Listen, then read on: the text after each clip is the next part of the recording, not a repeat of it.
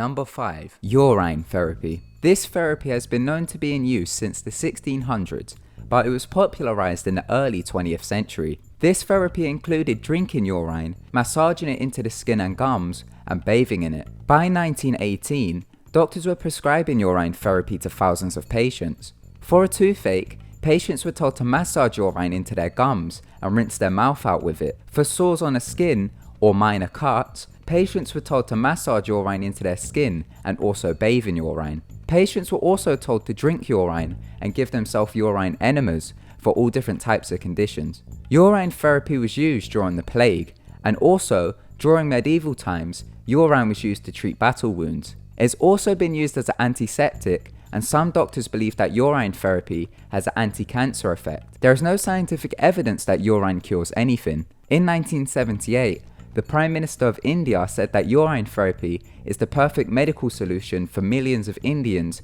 who cannot afford medical treatment. Some people still use urine therapy today. Madonna said that she urinates on her own feet to help cure an athlete's foot problem. And also, UFC fighter Lyoto Machida said that he drinks his own urine. Number 4. Tree panning. This method dates back to 6500 BC, and although it is no longer used by doctors, a woman had it performed on her in the early 2000s. It involved drilling a hole into a person's skull to expose their brain. It was thought to cure epilepsy, migraines, and mental disorders, and also physical problems such as skull fractures. During the procedure, a hole would be drilled into the person's head, then shattered parts of the skull would be removed, and blood would be cleaned from the skull, leaving the person with a hole in their head. This method was commonly used by many civilizations. The Mayans and Incas would use this method as a body modification. Many people would die from this method because as there was a hole in their head which exposed their brain, many airborne germs would enter the hole and would cause infection, eventually leading to death. In 2001, a woman from England got amateur surgeons to perform tree panning on her. She said that after the procedure,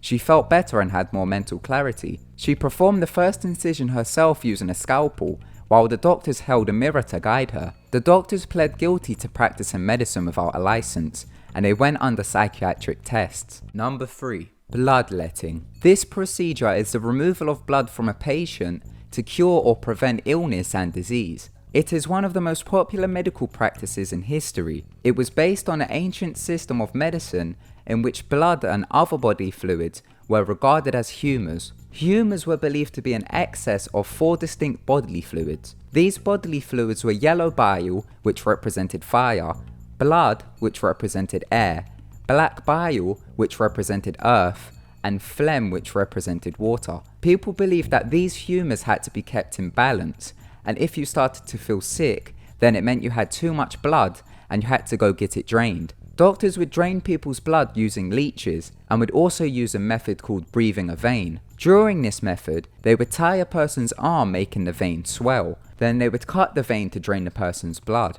Bloodletting was used to treat fevers, headaches, and almost every other illness or disease. This procedure was used up until the late 19th century and was used for almost 2,000 years. It became so common that people would go and get their blood drained regularly as they believed it would keep them healthy. Number 2. Female hysteria cure. This procedure is quite controversial. It was used in the 19th century for women who complained of mood swings, nervousness, insomnia, and irritability. Doctors told the women that the symptoms were of a serious medical condition called female hysteria and could lead to the females going crazy or even worse. Now time for the prescriptions. In order to cure the female hysteria, doctors told the females that they could help relieve their symptoms by massaging the females' private areas until they reached what doctors called hysterical paroxysm, in other words, an orgasm. The females agreed as they just wanted the symptoms to go. Doctors would also prescribe several vibrating toys.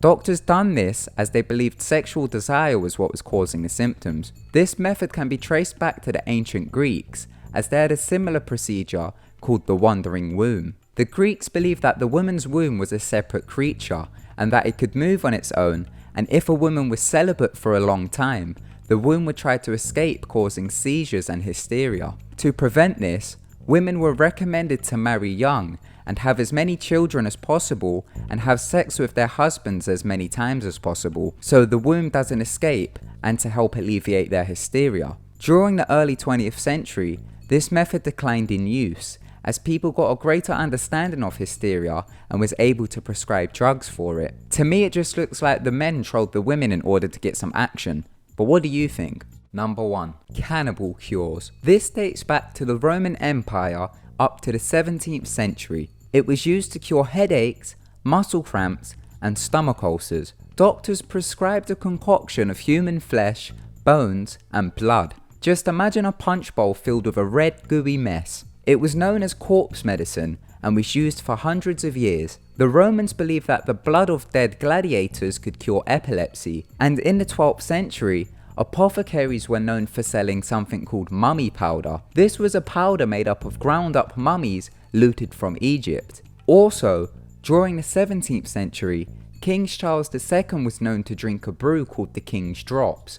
It was a mixture of crumbled up human skulls and alcohol. It was also believed that the healing properties of the cannibal cures were magical and came from the deceased person's spirit who was being consumed. Skulls were prescribed for migraines and human fat was prescribed for muscle aches. Some ill people would attend executions in hopes of being able to drink some of the executed person's blood. Thank you so much for watching. Let me know which medical procedure you thought was the strangest in the comments below.